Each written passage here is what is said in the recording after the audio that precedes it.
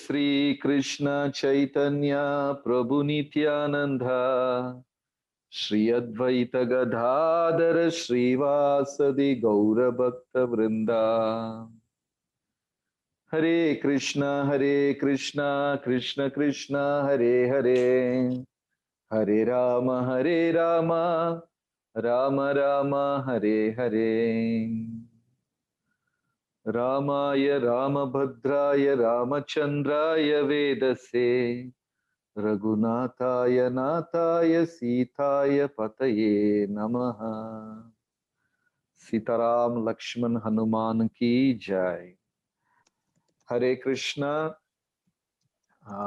My humble pranams to all the assembled Vaishnavas.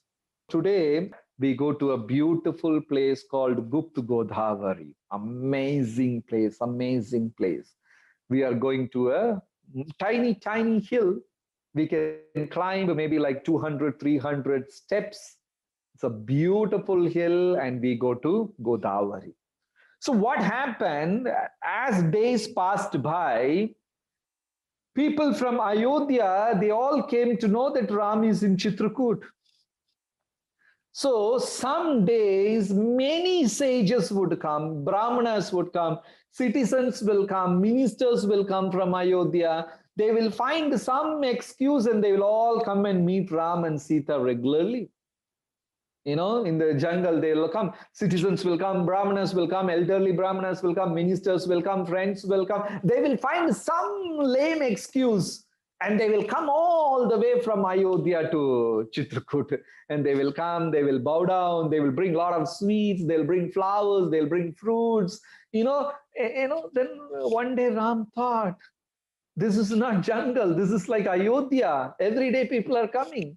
So we should go somewhere in a seclusion. We should go somewhere in a deep hidden place, private place where people can't find us out. They want to go to some secret place. So amazing, huh? If you have not seen this place, I tell you, life is waste. Such a beautiful place.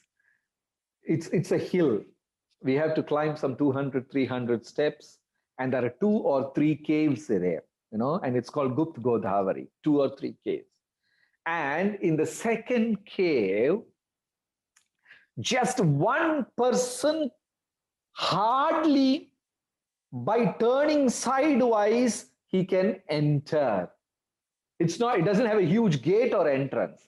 One man turning sideways, slowly he can enter that cave. That is all. If you enter this cave, this water everywhere for some distance. And then it opens to a big cave. I tell you, some 200, 300 people can sit at a time. It opens to a huge place. And if you see above the ceiling, you will see it's so ornated as though a sculpture has carved everything in very symmetric pattern, beautifully ornated. But who did that? No sculpture can enter, no instruments can be taken inside. And if at all somebody comes and breaks the boulder, but the rock piece cannot be taken outside. It's a miracle. Who created this? And Sthala Puran says, when Lord Ram and Mother Sita, they wanted to be in private, this Godavari river appeared there in secret. And Godavari river created this cave for Lord Ram and Sita. Very beautiful. Actually, we don't have the pictures of the ceilings and all the caves.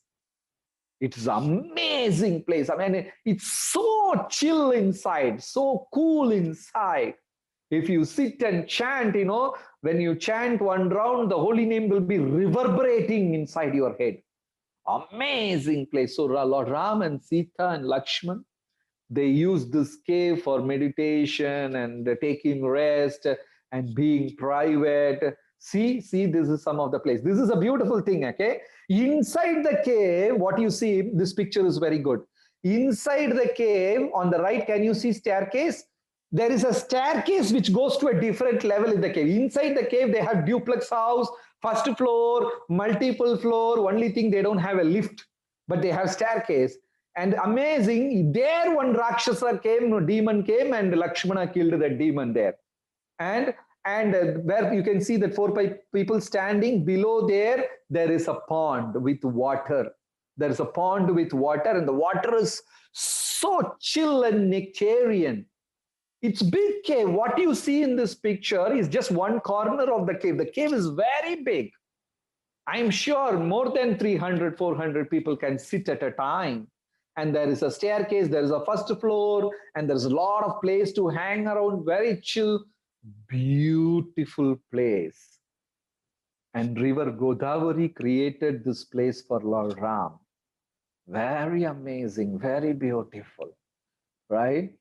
So we sit here, we can chant as many rounds we want, enjoy the beauty of this place, you know. Then next, yeah, you can see some pictures are there, you know, you see water everywhere, and there is stairs, and, you know, nice, nice pictures.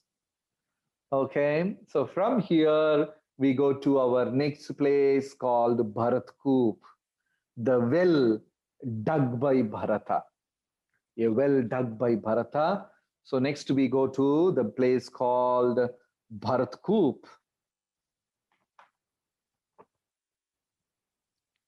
Yes, this is a well. So yesterday we discussed how the whole army of Bharata came there. Army of Bharata, they came, and you know, they were begging Lord Ram to come back to the palace, and Ram was not coming. And so many beautiful things, you know. So whole day, the whole of Ayodhya, so Bharata, Shatrughna, the 3 mothers, the ministers, sages like Vashishta, and they all begged Ram to come, and finally, you know what happened, like what we discussed yesterday. So the whole army was going back, and this is jungle, nothing for facility, just fruits and berries. So Lord Ramachandra dug this well with his bow for Bharata and the entire army to drink water. The whole Raghu army, it's beautiful. Huh? People come here and they drink this water, they take bath, they fill it in the can. The water is very nectarian, very pure, very, very clear, and nectarian, very cool. And in front of this well, there's a big open area.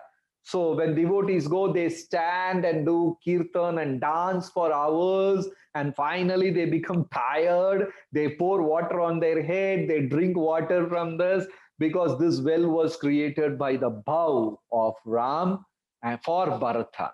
And the water was given to all the citizens who came from Ayodhya, and they drank water and rested, and they continued their journey back to Ayodhya.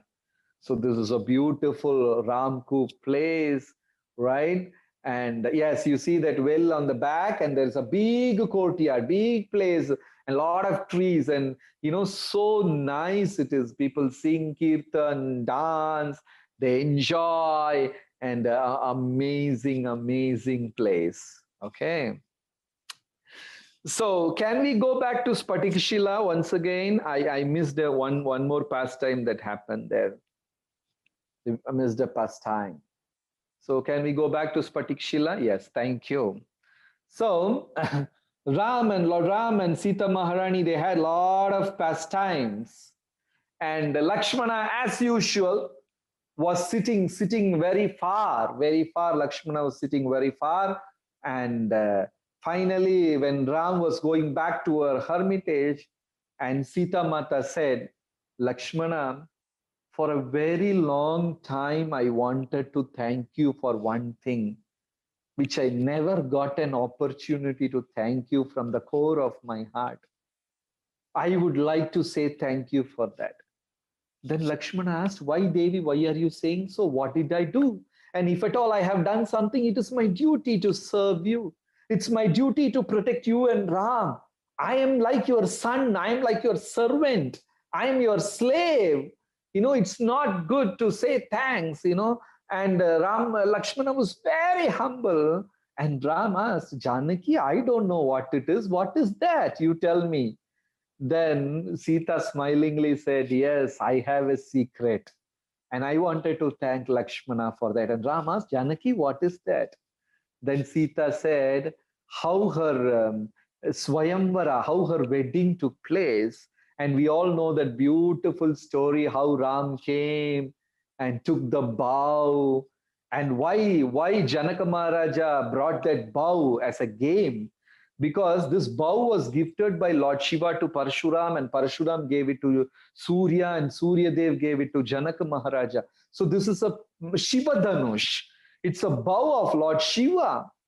And they were worshipping. Janaka Maharaj was very respectfully worshipping that bow.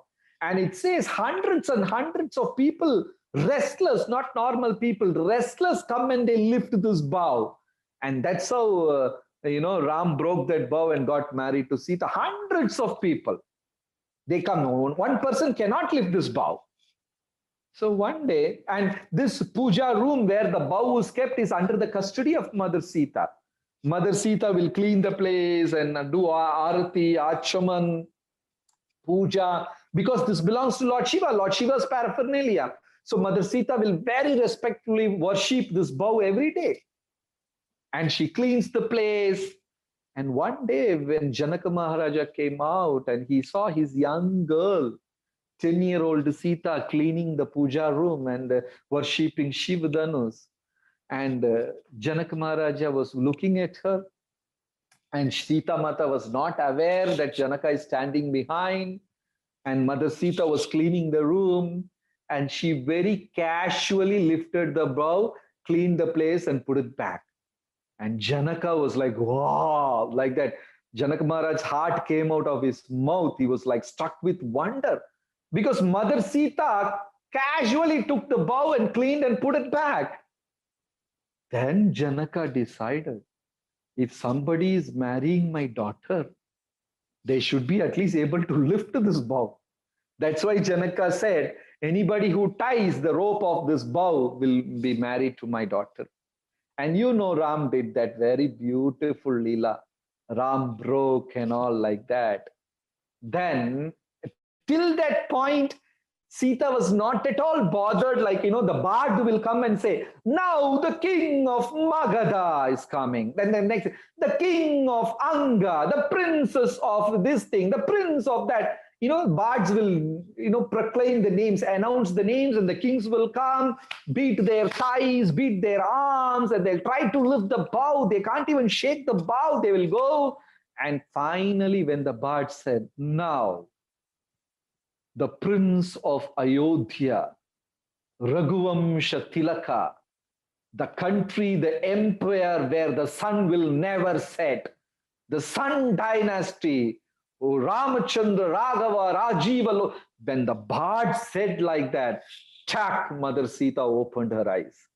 Till that point, she was careless who comes and who goes. When the bard announced it's Ram, chak, Mother Sita opened her eyes. And she saw the lotus feet of Ram. Ram came, very prayerfully bowed, respected the bow, and lifted, and he tried to pull. And when he pulled, with that tremendous sound of a slashing sound, lightning and thunder, Shiva Dhanus got broke. And one interesting thing, okay, Lord Shiva didn't get angry. If we were there in that position, we would have become angry. Arey, you broke my bow. Lord Shiva was not angry. Lord Shiva was very happy. Then he broke the bow. Then immediately, smilingly, Janaka gave the garland. Gave the garland to Mother Sita and said, Janaki, you put it around the name, around Lord Ram. And Sita became so happy and blissful. Mother Sita came with the garland, and Janaka came very close to Maharaj, Lord Ramachandra, and said, Janaka said, Ram, you are not the only person who can lift this bow. There is one more person who can lift this bow, and that is secret. Then Ram asked to Janaka Maharaj, who is that? Who's the other person who can lift this bow? Then Janaka Maharaj said, my Sita, my dear daughter Sita can do this.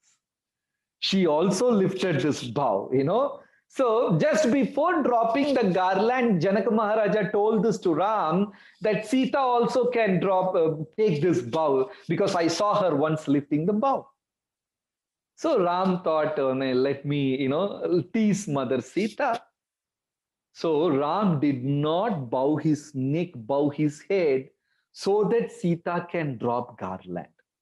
Ram was standing straight.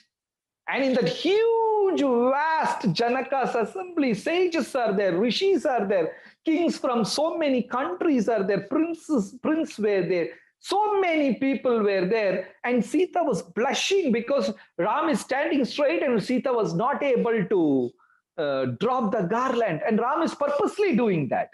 Standing straight, not bowing down. How Sita can drop the garland? She's struggling, she can't drop the garland. Then Lakshmana saw Mother Sita is blushing and struggling in such a big assembly. She's not able to drop the garland. So Bharata came running and immediately touched the feet of Ram and said, Ram, you are victorious.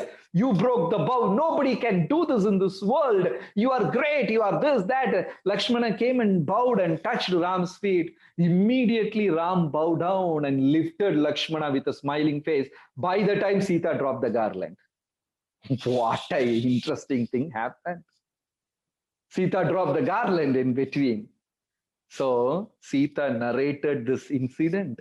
Do you remember that you didn't bow your head? I was struggling, but Lakshmana saved my face. Lakshmana came and touched your feet, and I could drop the garland around your neck. And Ram was laughing hearing this, and Sita was laughing, and Lakshmana was blushing. And all this sweet, sweet conversations, sweet, sweet leelas, interesting things happened all over Ayodhya. There, what we are discussing is just a tiny droplet, not even a droplet. There's an ocean in Valmiki Ramayana. So we again and again pay our pranams that our heart and mind should always dwell in these pastimes. And we should become purified. And we should be able to chant Krishna's name, Maha Mantra forever. That's it. So tomorrow we will continue our journey to Nasik. Okay, somebody asked, what is that orange mark? So on the rock, on this Spatika Shila, you have Ram's charan, you have Sita Mata's charan. So just they have put some paint to mark it where is what. There is one place where there is bow and arrow. So that's they have just put a mark and they will tell you this is Ram's feet, this is Sita's feet and things like that. So that's what is there in the Spatik Shila. So beautiful, beautiful pastimes. And tomorrow we go to Panchavati. Panchavati is also one among 12 Jyotirlinga. Very beautiful place, Panchavati, Nasik. There is Trayambakeshwar, and there is that great river Gomati, I think, flowing. And we have a very beautiful Iskcon temple also in Nasik. And the deities, especially the night Arati, 8 o'clock Arati in Nasik. I don't know how many of you have seen Nasik temple. Sikshashtakam Prabhu is the president over there. Very night 8 o'clock. They put blue lights and that darshan is amazing in Iskcon Nasik. So tomorrow we are going to Nasik and thank you so much once again for this opportunity. Thank you Vrajlila Nath Prabhu and all the senior Vaishnavas of Middle East and Yatra leaders and devotees. And thank you once again. Thank you so much. Tomorrow we will be traveling in Nasik. So we could take up few questions. Some questions we can take up. Does chastity is applicable for only women or men as well? Somebody is purposely putting me in trouble.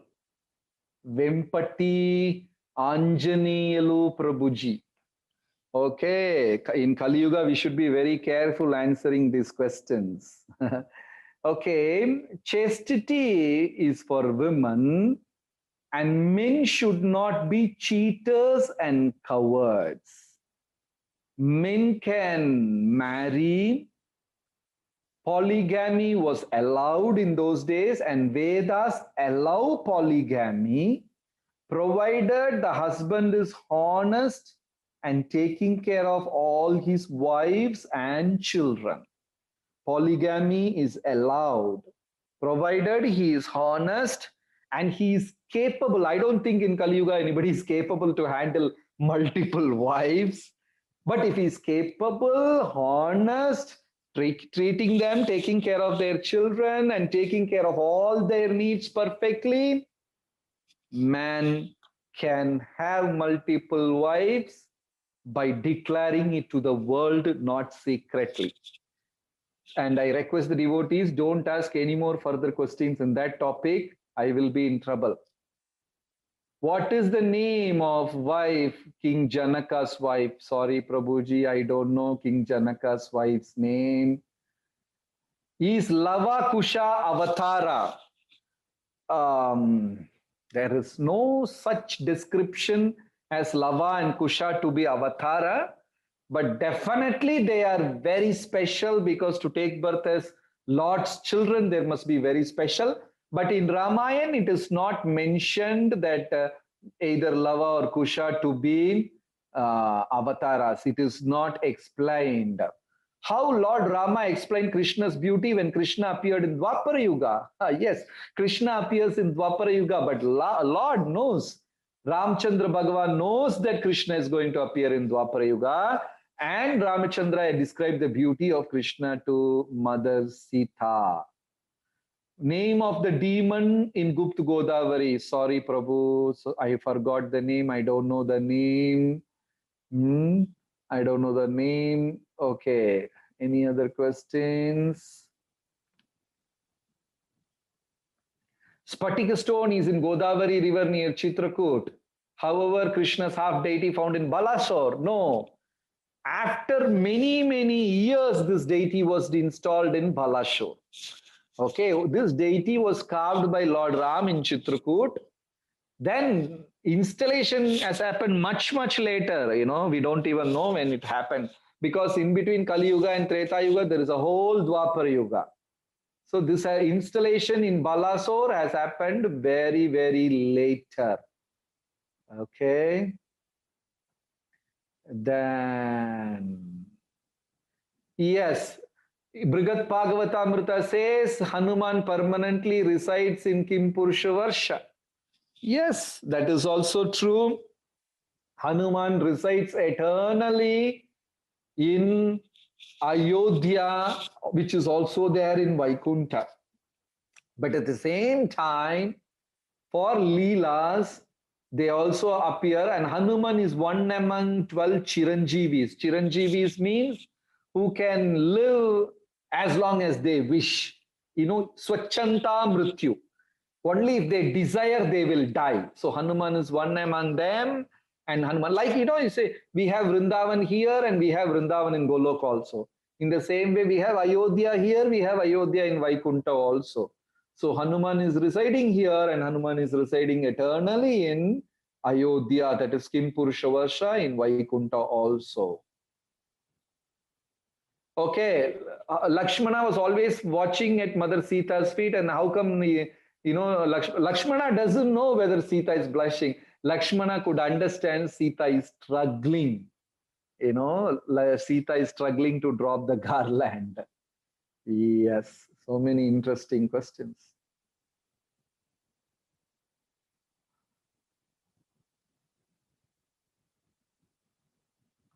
Ramayana is belonging to which category of Veda? Ramayana, Vedas were compiled by Vyasadeva, and Ramayana is compiled by the disciple of Vyasadeva, who is Romaharshana Sutta.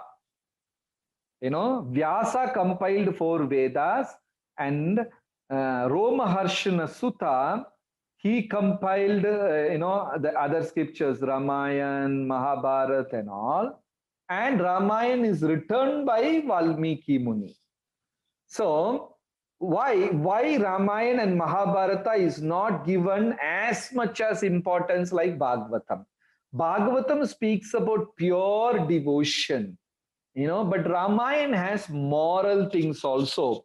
How to respect elders, how to respect teacher, what is the duty of a king. So many other noble moral things are also explained in Ramayana and Mahabharata. That's why it is one step below Srimad Bhagavatam. And what is the Leela of Bhadrachal Ramadayas? Actually, their Lord Rama appeared for the sake of Bhadrachal Ramadas. So that's connected to a devotee. That Leela is connected to devotee. Okay. Yes, many questions. Thank you so much. So thank you so much, Brajlila Nath Prabhu. Thank you for this opportunity and thank all the assembled Vaishnavas. Hare Krishna. Hare Krishna, Prabhuji. Hare Krishna. Yeah, I think there is one or two more questions. Yeah.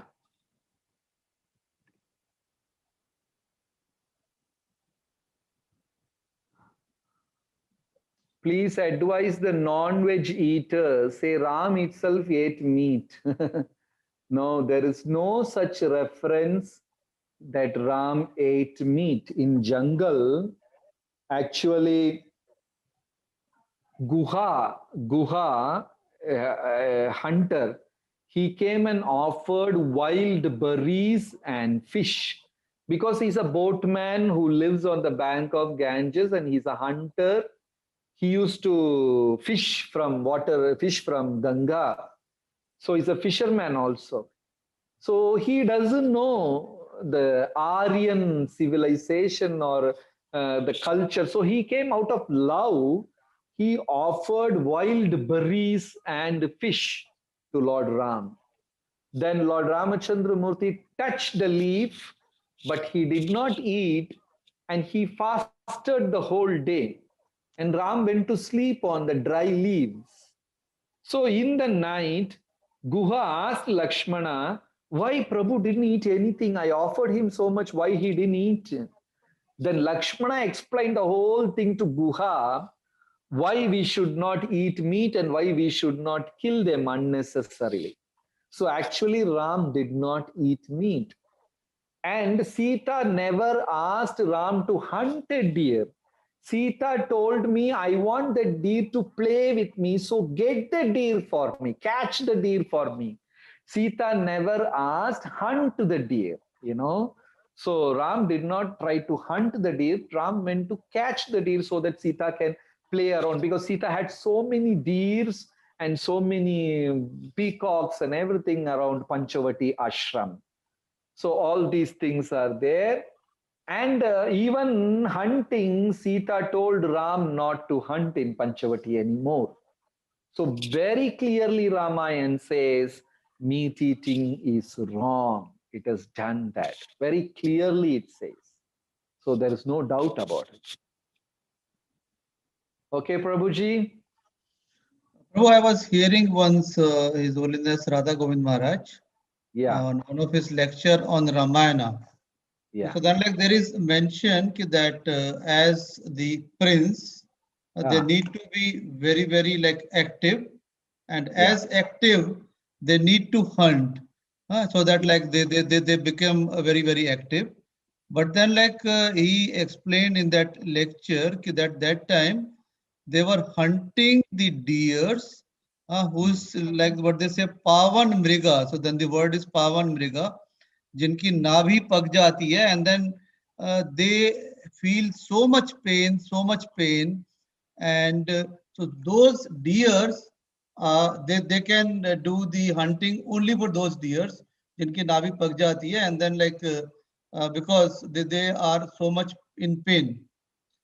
And then the other thing is said that when Hanuman went to Mother Sita, then Sita asked, and then Hanuman confirmed to Sita that Ram never ate non-veg.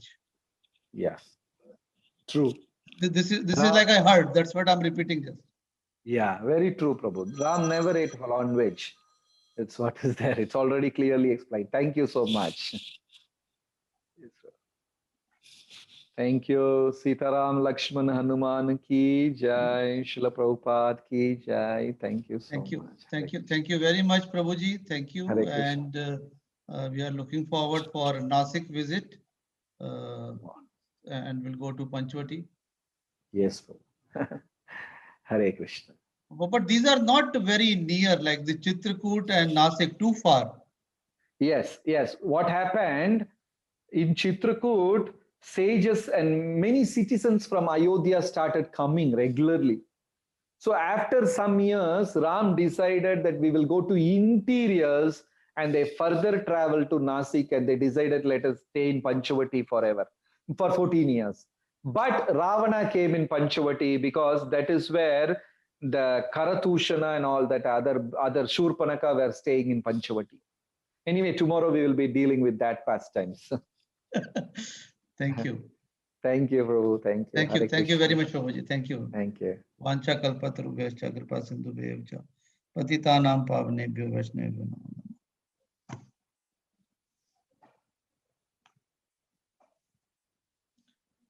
Hare Krishna. So we all had we all,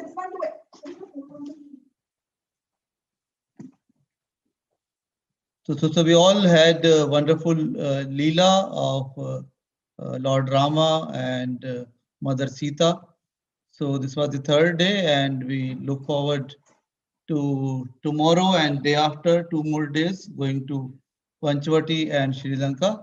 So thank you very much for joining and be attentive. So we'll see you all tomorrow.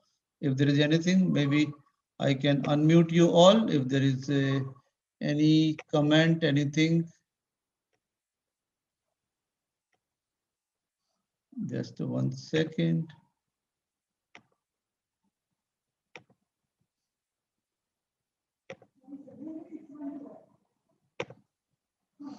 Okay, so then if anybody want to speak, so can unmute themselves and can speak before we end the session. Hare Krishna Prabhuji, Dandat Pranam. Hare Krishna Mataji, Dandat Pranam. Very wonderful classes Prabhuji is taking. We felt like we are going